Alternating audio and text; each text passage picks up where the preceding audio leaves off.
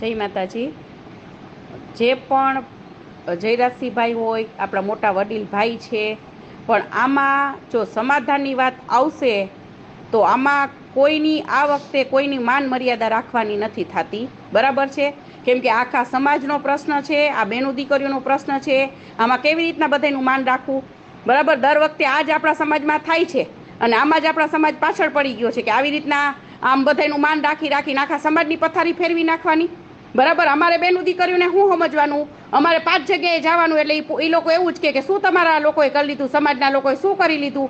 તો પછી આપણે આમ જો બધાનું માન ને બધું રાખવું હોય ને તો પછી બાયું ચડાવી નીકળાય જ નહીં, તો પછી આ વિરોધ જ ન કરાય જો આવું બધું કરવાનું હોય ને। અને હું તો કહું કે જો કદાચ આવી રીતના આપણા આગેવાનો, આપણા સમાજના આગેવાનો, આપણા રાજકીય પક્ષે લેવલે જે આ મોટા મોટા બધા છે એ લોકોને જો આ જ બધું કરવું હોય ને તો મહેરબાની કરી અને આવી આગેવાની ન લ્યો, સમાજની પથારી ન ફેરવો, બરાબર?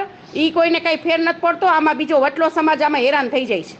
એટલે આમાં જો સાચું ને સારું રિઝલ્ટ આવે તો સારું છે, બાકી આમાં એક જ વસ્તુ છે, સમાધાન કેવી રીતના કે આપણે રૂપાલાભાઈને ટિકિટ રદ કરવાની આવે, એક જ સમાધાન, બીજું કાંઈ સમાધાન નહીં, બીજી કોઈ ચર્ચા જ આમાં કરવાની નથી થતી। એની ટિકિટ રદ કરે, બીજાને ટિકિટ આપે, બસ એ જ આપણો ઓલી માંગ છે, બીજી કાંઈ માંગ જ નથી। તો બધા રાજકીય લેવલે જો આપણા ભાઈઓ અને આપણા બધા બહેનો હોય ને એ લોકોને આપણે સપોર્ટ કરવાનો હોય આ વખતે આપણા સમાજને, કેમ કે આ છેલ્લું જે આપણા બહેનો દીકરી ઉપર વાર થઈ ગયો છે, જો એમાંય આપણે માફી માગી લઈને આપણે સમાધાન કરી નાખવાનું, તો ભાઈ કેવી રીતના, શું કામ અને શું કામ માફ કરવા જોઈએ, બરાબર? તો આ વસ્તુ અયોગ્ય જ કહેવાય।